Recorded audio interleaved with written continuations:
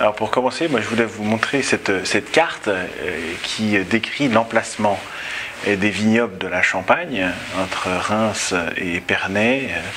Vous avez deux grands ensembles historiques et constitutifs donc des grands vignobles de la Champagne, ce qu'on appelle la montagne de Reims, qui est principalement située entre Reims et Épernay, et puis une côte viticole qu'on appelle la côte des Blancs, qui est au sud d'Épernay.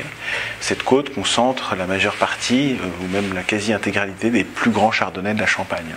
La famille Henriot est arrivée en 1650 en Champagne.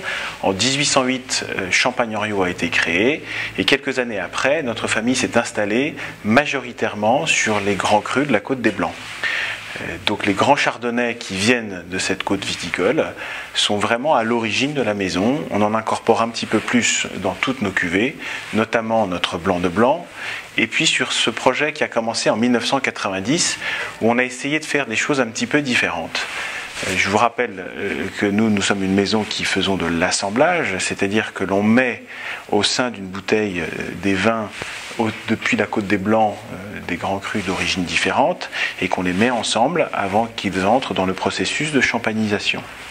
Ce qu'on a décidé en 1990, c'était vraiment d'essayer de complètement changer notre approche du parcellaire champenois. Et on s'est focalisé sur trois piliers. Les trois piliers, ce sont les trois piliers de la maison Henriot, qui étaient les grands chardonnays de la côte des Blancs, la capacité à les assembler, qui est un vrai savoir-faire maison, et l'utilisation du temps, qui va nous permettre de construire autour de ces deux premiers piliers une cuvée un petit peu d'exception.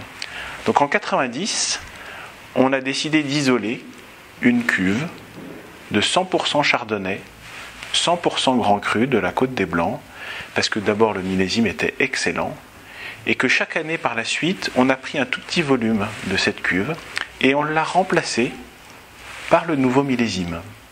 Et on a fait ça entre 90 et 2007. On prend entre 3 et 20% du volume de cette cuve, et on remet le nouveau millésime, qui est lui-même composé de 100% chardonnay, 100% grand cru de la côte des Blancs. En constituant petit à petit cette cuvée, on arrive à une sorte de millefeuille organoleptique qui représente la verticalité de tous ces assemblages. C'est-à-dire que cette cuve 38 représente un assemblage de plus de 17 millésimes depuis 1990. Et la proportion entre 3,5 et 20% va vraiment dépendre de notre appréciation de la qualité du millésime et de son impact sur la totalité de la cuve. Alors il ne s'agit pas d'une petite cuve, c'est une cuve qui représente plusieurs dizaines de milliers de bouteilles, et cette cuve représente aussi une sorte de réserve perpétuelle de la maison. C'est une sorte de matrice, c'est une sorte de mémoire, d'ADN vivant qui ne bougera pas, qui est rafraîchi chaque année par le nouveau millésime et qui nous permet de produire à peu près 1000 magnums par an. Et là, on a été très surpris par le résultat, puisque se répondent aux vieux vins de 1990, une sorte de plénitude, une sorte de grande complexité, la jeunesse des derniers millésimes que l'on avait incorporés. Et cette espèce de millefeuille, cet entrelac de sensations et d'émotions, vient donner un caractère complètement unique et sans limite à cette cuvée, d'une très grande précision et d'une grande finesse. Comme il a une très grande fraîcheur, il peut très bien aller sur des poissons, si vous voulez, en sauce, avec des sauces un petit peu légères et très légèrement citronnées. Je dirais d'abord qu'il se boit à l'apéritif. C'est déjà pour ça, une des éléments de fabricant Henriot, c'est que ce sont des champagnes d'apéritif, et on voulait que ce champagne soit aussi dégustable très rapidement.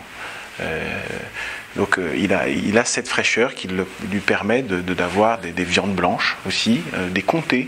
On a essayé sur des comtés de 36 mois qui sont absolument remarquables, ça donne un bel équilibre.